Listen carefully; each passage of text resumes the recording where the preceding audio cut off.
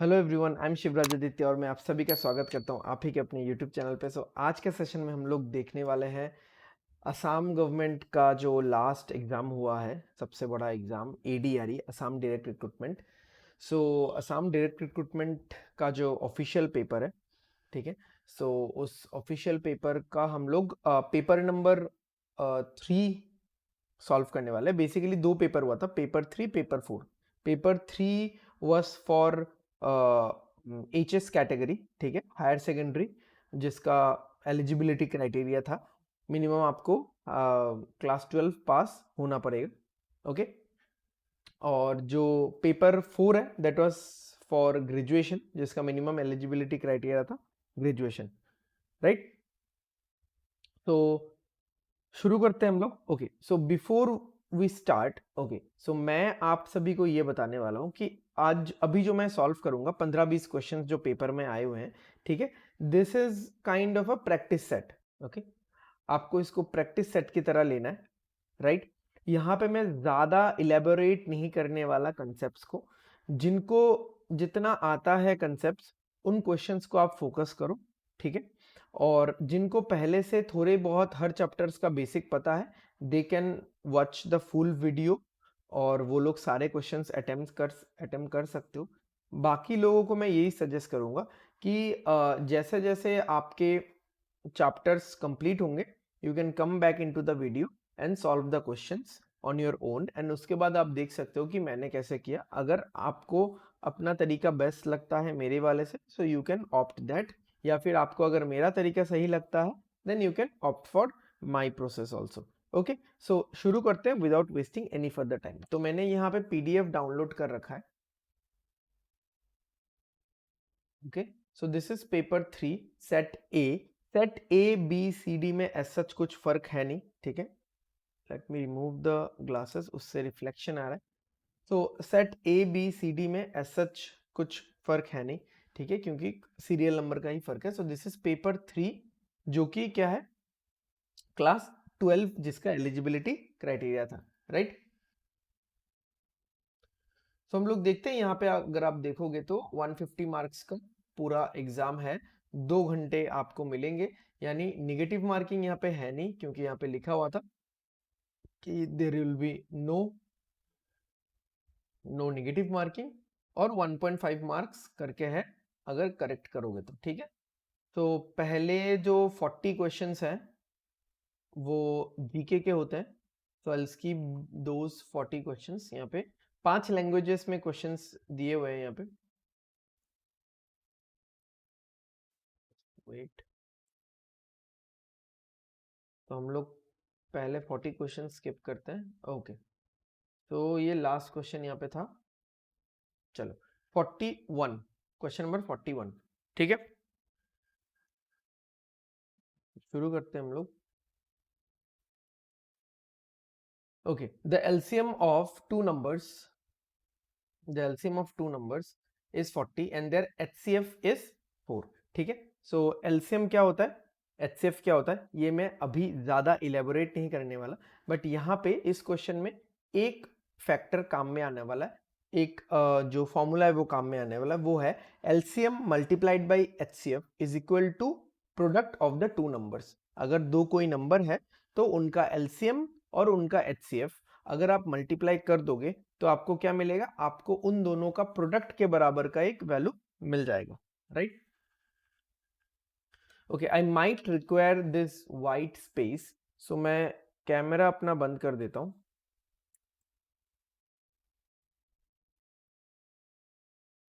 Okay, ठीक है। चलो देखते हैं। ओके, अभी फंडा ये है कि किसी भी दो नंबर को अगर आपको एक्सप्रेस करना है तो आप उन दोनों नंबर्स को उसके, जस्ट वेट, ये टास्क पर नीचे क्यों नहीं जा रहा।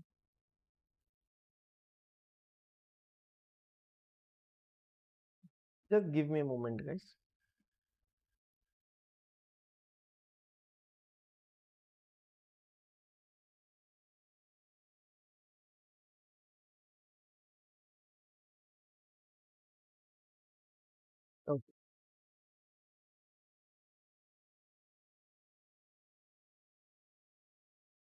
चलो शुरू करते हैं।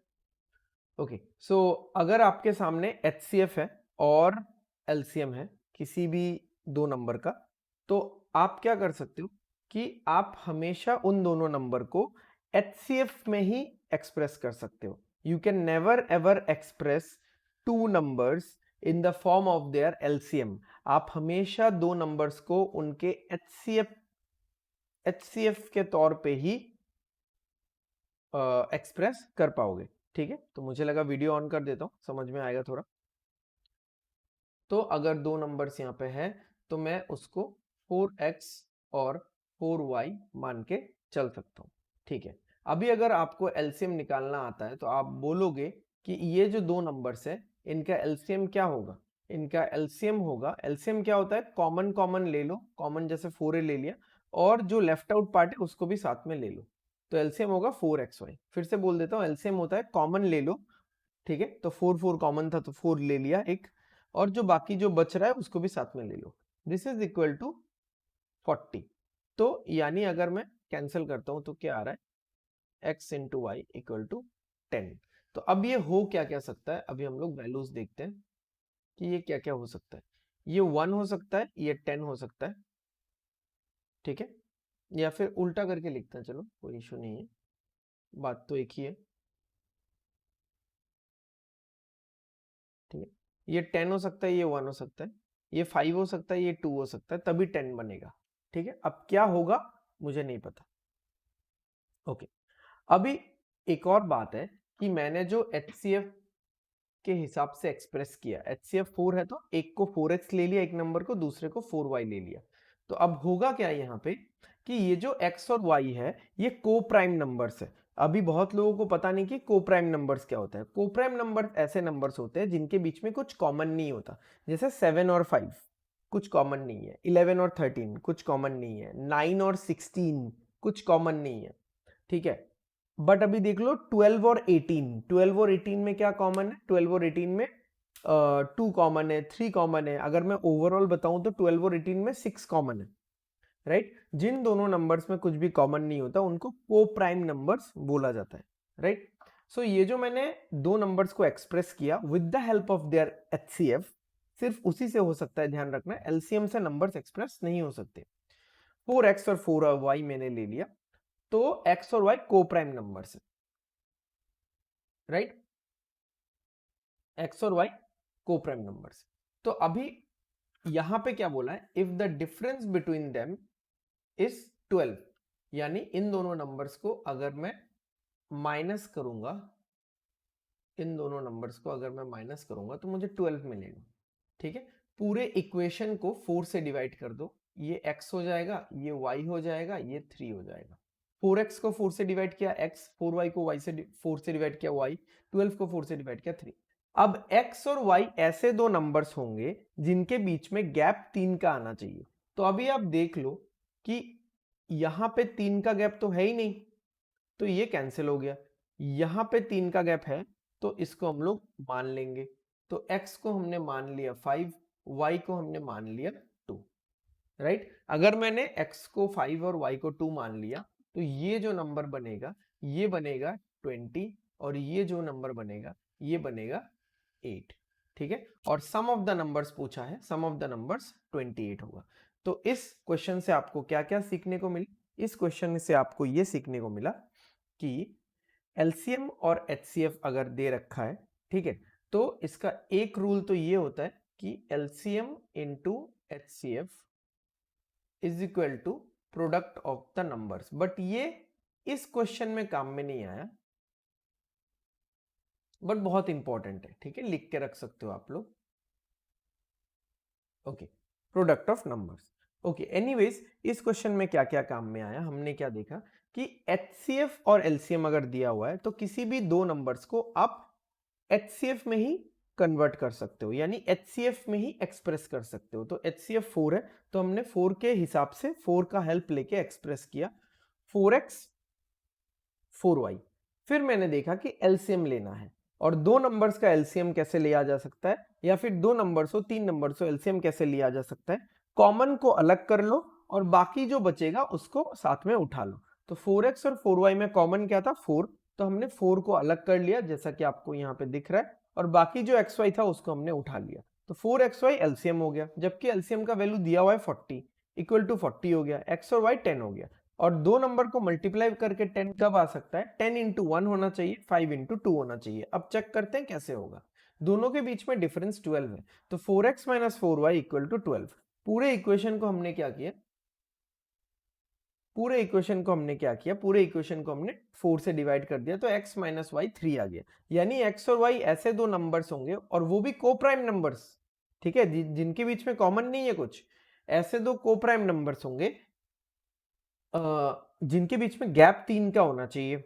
तो 5 और 2 मिल गया, और 5 मैंने x के जगह में बिठा दिया, 2 मैंने y के जगह पे बिठा दिया, दो नंबर्स मिल गया, दोनों का सम 28 भी मिल गया। राइट, चलते हैं हम लोग अगले क्वेश्चन पे। ठीक है,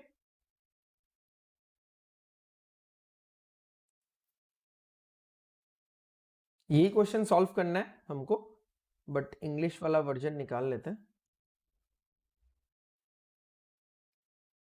चलो देखो, ये कितना होगा? ये, अरे अरे अरे, अरे, ये कितना होगा? 3 होगा, ठीक है। ये कितना होगा? 4 होगा, और साथ में कितना है? 42। और ये सारे एक रूट के अंदर हैं, ये सब ऐड हो रहे हैं, तो ये सब ऐड होके क्या बन जाएगा? 42 प्लस 4, 46, 46 प्लस 3 कितना बन जाएगा? 46 प्लस 3 बन जाएगा 49, और रूट ओवर 49 क्या होता है? 7 होता है।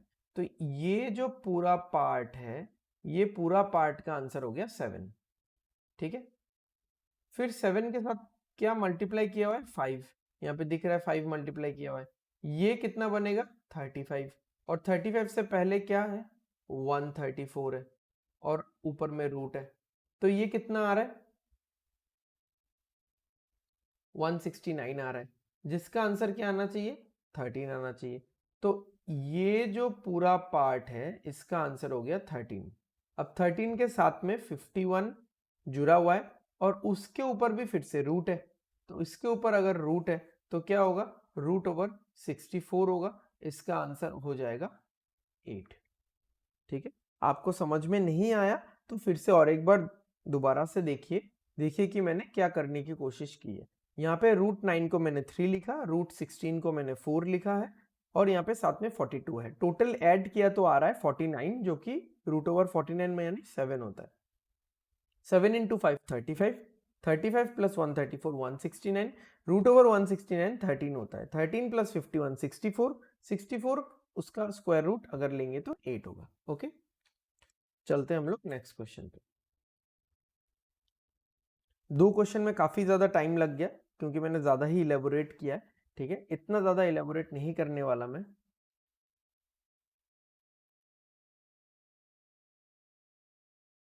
ओके, देख लो, ये क्वेश्चन बड़ा ही मजेदार है। क्या बोला है? The number when divided by 2 leaves remainder 1। अगर ऐसा कोई एक नंबर है, ऐसा कोई एक नंबर है, 2 से भाग दोगे, 2 से भाग करोगे, डिवाइड करोगे तो 1 आएगा रिमाइंडर, 3 से डिवाइड करोगे तो 2 आएगा रिमाइंडर, और 4 से डिवाइड करोगे तो 3 आएगा रिमाइंडर। तो चेक कर लेते हैं हम लोग। ठीक है, 4 वाले से शुरू करते हैं, सबसे बड़े वाले से। 4 से डिवाइड करेंगे तो 3 आना चाहिए रिमाइंडर, इसमें तो नहीं आएगा, क्योंकि 4 इंटू 6 24, रिमाइंडर 1 होगा, यहाँ पे 25 है। 4 इंटू 10 40, रिमाइंडर फिर से 1 होगा। 4 इंटू थ्री इज 12, रिमाइंडर 1 होगा, 13 है। ओके, तो फिर यही होगा आंसर। हो गया, चेक करना, चेक कर लो। 4 इंटू 2 इज 8, रिमाइंडर 3 है। फिर 2 से डिवाइड करेंगे तो 1 आएगा रिमाइंडर, 3 से डिवाइड करेंगे तो 2 आएगा, 3 इंटू 3 इज 9। ठीक है, आई होप समझ में आया होगा। एकदम सिंपल टेक्निक बताया मैंने आपको सॉल्व करने का।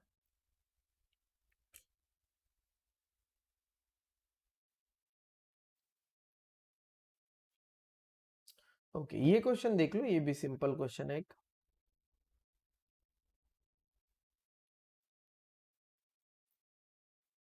Okay, when the numerator of a fraction increases by 3, the fraction increases by its 3/4. Increases by its 3/4. 3/4 से इंक्रीज होता है, यानी 4 भाग पे 3 भाग बढ़ चुका है। 4 पे 3 बढ़ चुका है, तो 4 पे 3 बढ़ गया मतलब कितना हो गया? 7/4 हो गया ना, 7/4 टाइम्स हो गया। ठीक है, अगर मैं बोलता हूं कि 50% बढ़ चुका है, यानी 2 पे 1 बढ़ चुका है, तो 3 हो चुका है वो। तो अगर 3/4 इंक्रीज हुआ है मतलब क्या है कि 4 पे, यानी 4 भाग पे 3 भाग बढ़ चुका है, यानी 7 भाग आउट ऑफ 4 हो चुका है। तो कोई भी एक फ्रैक्शन ले लो आप लोग, x/y, ठीक है। तो अगर मैं न्यूमरेटर को 3 से इंक्रीज करूं, तो वो जो नॉर्मल फ्रैक्शन है, ये नॉर्मल फ्रैक्शन 7/4 टाइम्स हो जाता है।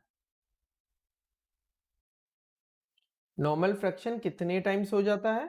ये 7/4 टाइम्स हो जाता है, क्योंकि 3/4 टाइम्स तो बढ़ा है। कितना हुआ है? 7/4 टाइम्स। ये y कट जाएगा, ठीक है। यहाँ पे 4x plus 12 equal to 7x, right. 4x उस साइड जाएगा, क्या होगा? 12 इज इक्वल टू 3x, 3 से कैंसिल करेंगे तो 4, ठीक है। The numerator of the fraction is 4। Next question देखते हैं।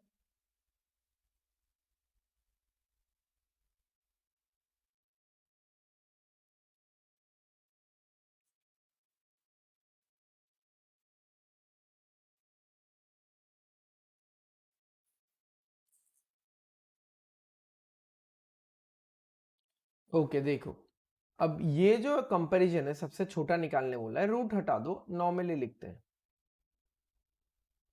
इसमें क्या है, इसमें कंपेयर करने का दिक्कत है। तो आपको क्या करना है, आपको न्यूमरेटर को एक पर्टिकुलर नंबर बनाना है, सॉरी, डिनोमिनेटर को एक पर्टिकुलर नंबर बनाना है। तो मैंने सोचा कि 2, 3 और 4 का एलसीएम, यानी ऐसा नंबर एकदम छोटा सा, एकदम छोटा रेंज में ऐसा नंबर जो 2, 3, 4 तीनों से डिवाइड जाए, तो वो हो जाएगा 12, राइट।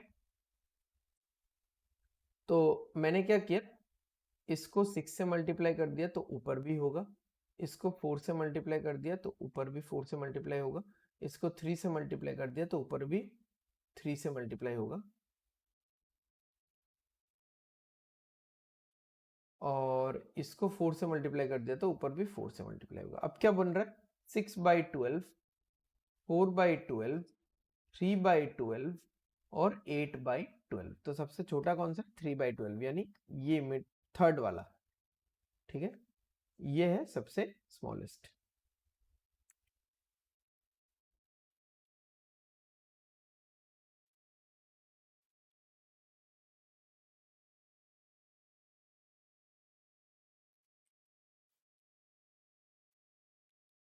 फोर्टी फाइव, तो क्वेश्चन तो छोटा नहीं है ना।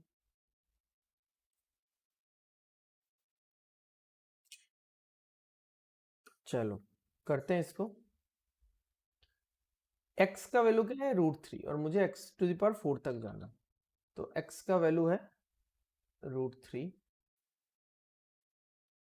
x स्क्वायरिंग करेंगे दोनों तरफ, तो √3 का स्क्वायर होगा, यानी √3 इंटू √3 होगा, जो कि होगा 3। फिर से स्क्वायरिंग करेंगे तो x⁴ होगा, और 3 का स्क्वायर हो जाएगा 9। तो ये वैल्यू आएगा 9, प्लस ये वैल्यू आएगा 1/9। तो कितना आंसर हो गया? 9 1/9, राइट।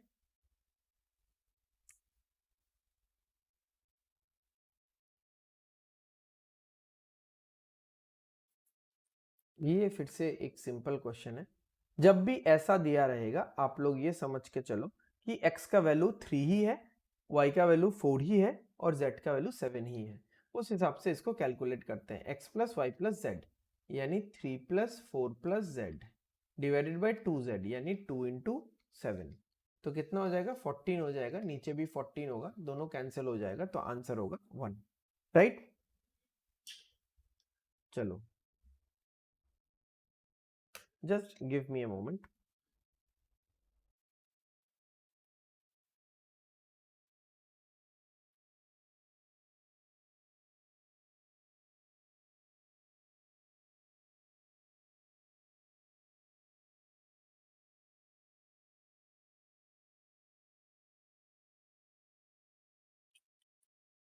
ओके, तो नेक्स्ट क्वेश्चन पे चलते हैं। वैसे तो इसमें 20 क्वेश्चंस थे मैथ्स के, ठीक है, 20 क्वेश्चंस थे मैथ्स के, बट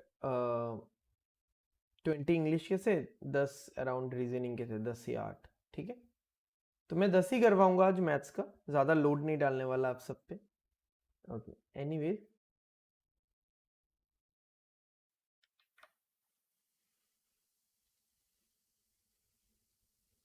तो यहाँ पे क्या है देख लो आप लोग, the sum of 4 consecutive alternate numbers is 64, the smallest number. तो आपको क्या करना है कि आपको नंबर्स ले लेना है, जैसे x प्लस 1 ले लिया पहला नंबर, दूसरा नंबर होगा x प्लस 3 क्योंकि अल्टरनेट नंबर है, एक छोड़ के एक है, फिर होगा x प्लस 5, फिर होगा x प्लस 7, और ये सब मिला के कितना है 64 है।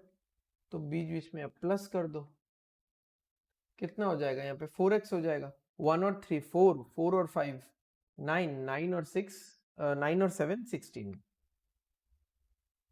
64, 16 उधर जाएगा, 4x इक्वल्स टू 48, कैंसिल करेंगे x इक्वल टू 12 आएगा, और पहला नंबर क्या था, पहला नंबर था x प्लस 1, यानी 12 प्लस 1 13 होगा, right.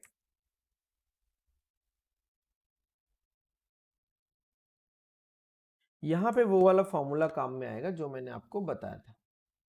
Okay, two numbers are in the ratio 2:3, तो एक नंबर को मैंने 2x मान लिया, दूसरे नंबर को मैंने 3x मान लिया।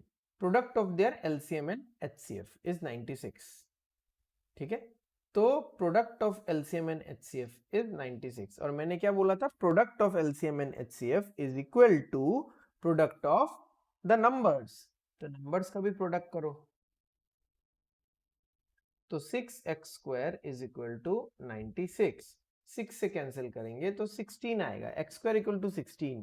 ऐसा कौन सा नंबर है जिसका स्क्वायर 16 होता है, x इक्वल टू 4।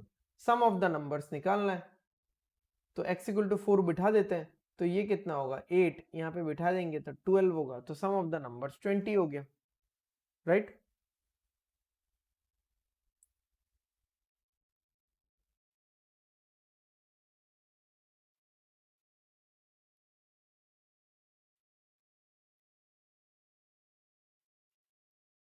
ठीक है,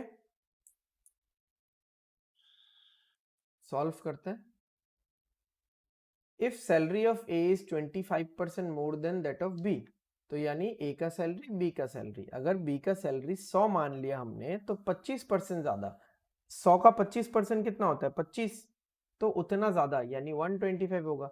how much percent is B salary lower than that of A, तो बी का सैलरी ए से कितना ज्यादा है। देखो पहले जो कंपैरिजन था वो देन दैट ऑफ बी था, बी से कंपैरिजन था, इसलिए हमने बी को 100 लिया और 25% बढ़ा दिया, तो बी 100 है, पहले तो 100 का 25% निकालो कितना होगा 25 होगा, और उतना बढ़ा दो, यानी ए का सैलरी कितना होगा 100 तो होगा ही जो इतना बी का है, उससे ज्यादा कितना है 25 ज्यादा है, तो 125 होगा। अब बोल रहे हैं कि बी का सैलरी कितना कम है ए से, ए के कंपैरिजन में, तो बी का सैलरी 25 कम है। अब देखो -25 आउट ऑफ 125 इंटू 100, ठीक है, कैंसिल करेंगे तो 1 आएगा, 1/5 आएगा, 5 से कैंसिल करेंगे तो 20 आएगा, तो 20% इज योर आंसर, ठीक है। नेक्स्ट और भी 10 क्वेश्चन है, मैं उन क्वेश्चन पे जाना नहीं चाह रहा क्योंकि थोड़ा सा टाइम लग जाएगा हमको, शायद मैं एक बार एक झलक देख लेता हूँ, अगर हल्का फुल्का है तो कर लेंगे, नहीं समझाना तो पड़ेगा थोड़ा बहुत, ठीक है। तो हम लोग नेक्स्ट क्लास में करेंगे, क्योंकि मैं भी पहला बार ही ऐसा वीडियो बना रहा हूँ, तो मुझे लगा था कि 20-25 मिनट में पूरा ही हो जाएगा, बट 20-25 मिनट में पूरा नहीं होने वाला यहाँ पे। तो नेक्स्ट हम लोग जब देखेंगे तो यहाँ से हम लोग शुरू करेंगे 98 टॉफीज वाला, ठीक है। आई होप आपको वीडियो पसंद आया होगा, समझ में आ रहा होगा, ठीक है। तो अगर ऐसा है तो वीडियो को लाइक करो, शेयर करो और सब्सक्राइब कर दो चैनल को, सो दैट आने वाले वीडियोस के नोटिफिकेशन आपको मिलते रहे। तब तक के लिए take care, bye bye, study well, study hard, signing of.